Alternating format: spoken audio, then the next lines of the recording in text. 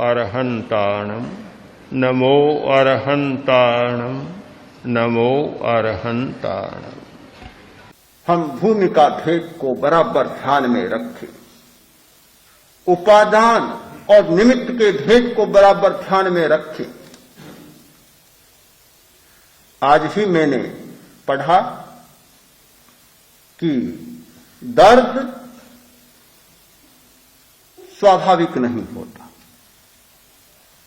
दर्द सीखता है आदमी सामाजिक वातावरण से।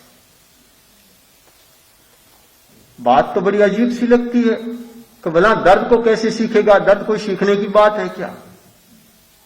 पर हर बात में गहराई में जाते हैं तो दूसरा पहलू उसका उजागर हो जाता है। दर्द भी सीखा जाता है, दर्द भी पढ़ा जाता है।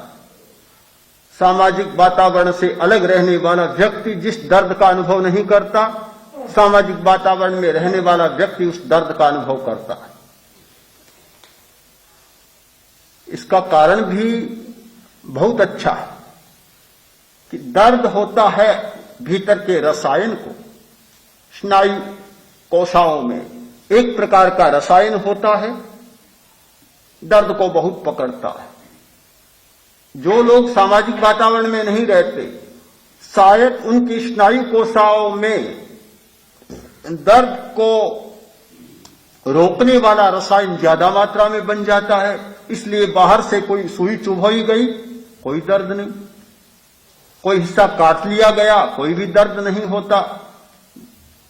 दर्द जहां काटा जाता है, सुई चुभोई जाती है, वहां तो दर्द होता नहीं। दर्द होता है पीड़ा संवेदन केंद्रों में।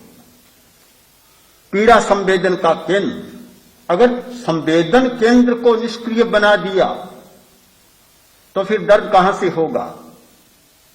संवेदन को संज्ञा शून्य बनाने की नाना पद्धतियां चालू रही। मूर्छा के द्रव्य सुंघाए जाते हैं, केंद्र निष्क्रिय हो जाते हैं। सम्मोहन के द्वारा केंद्र निष्क्रिय हो जाते हैं। आज सम्मोहन का प्रयोग भी बहुत चल रहा है। किसी का ऑपरेशन करना है, रोगी को सम्मोहित कर दिया, किसी मूर्छा लाने वाले द्रव्य के प्रयोग की आवश्यकता नहीं होती, मेजर ऑपरेशन हो जाता है और उसको पता ही नहीं चलता। एक्यूपंक्चर के द्वारा भी ये किया जाता है। कुछ सुइयां चुभो दी, बड़े से बड़ा ऑपरेशन कर डाले, पता ही नहीं चलता। देखता है, आंखों से देखता है, कट रहा है, हो रहा है, उसे कोई पता नहीं चलता। जिस स्थान पर काटा जाता है, पीड़ा दी जाती है, वहां तो दर्द होता नहीं। दर्द होता है संवेदन केंद्र में।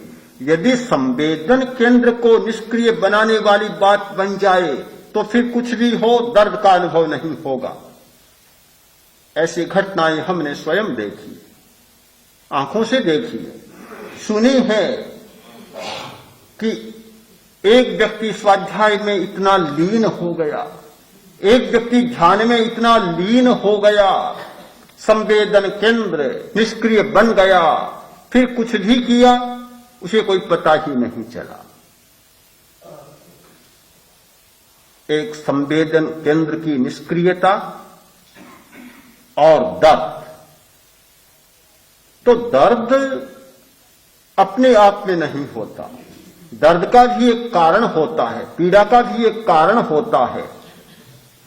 हम ध्यान के द्वारा ऐसी प्रक्रियाओं का आलंबन लेते हैं, ऐसे प्रयोग करते हैं जिससे बाह्य निमित्त भी निष्क्रिय बने। व्यर्थ नहीं कहता हूं कि बाह्य निमित्तों को निष्क्रिय न बनाए। जितने वृत्तियों के जागरण के स्तुति, प्रशंसा, निंदा, हर्ष, शोक, भय आदि आदि की केंद्र हैं, उनको भी एक बार निष्क्रिय करना जरूरी है, जिससे कि वह वृत्ति वहां जागे नहीं, सताए नहीं और आगे बढ़ने का मौका मिल जाए, आगे बढ़ने का मौका मिले और मूल जड़ तक पहुंचने का अवसर मिले। इसलिए एक बार उनको शांत करना भी जरूरी है। किंतु इतनी लंबी चर्चा मैंने इसलिए की, इसको अंतिम मानकर न बैठ जाए। ये शरीर प्रेक्षा, चैतन्य केंद्र प्रेक्षा, लिष्या ध्यान, ये कोई अंतिम बात नहीं है, ये मध्यवर्ती मार्ग है, मध्य विश्राम है। एक यात्री के लिए विश्राम करने का होटल या विश्राम करने की धर्मशाला है, किंतु मंजिल नहीं है।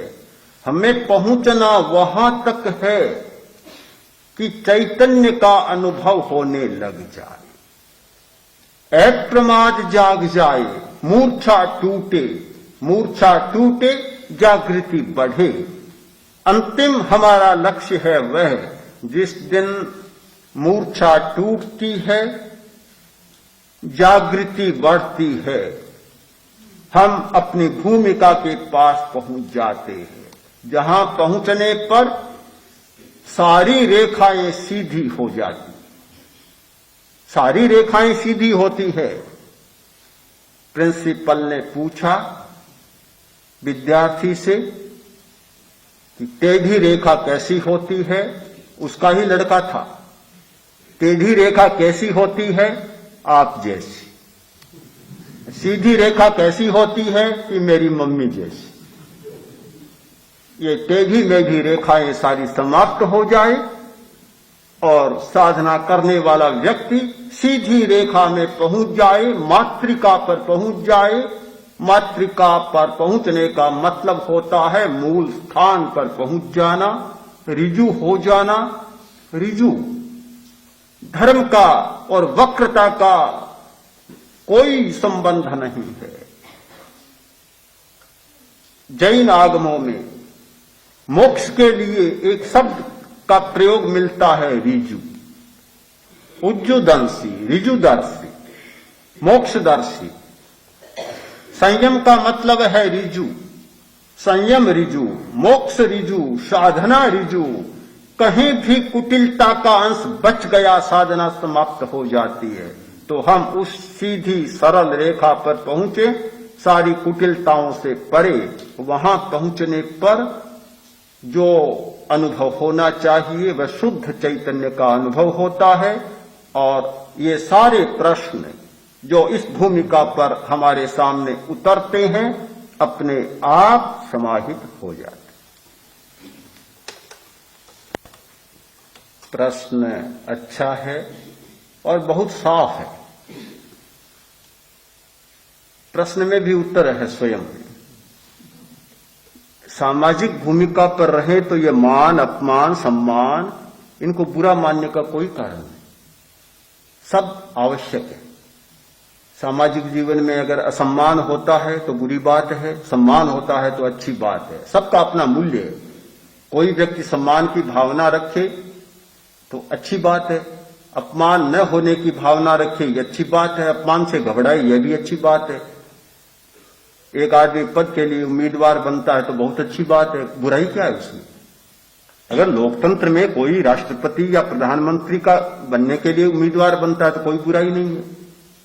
तो सामाजिक मूल्यों में इनकी हम कोई बुराई नहीं मानते, किंतु प्रश्न तो तब है कि सामाजिक व्यक्ति व्यक्ति भी है, वह सामाजिक प्राणी भी है और व्यक्ति भी है, और वह सामाजिक मर्यादा से हटकर और अध्यात्म की दिशा में प्रस्थान करता है।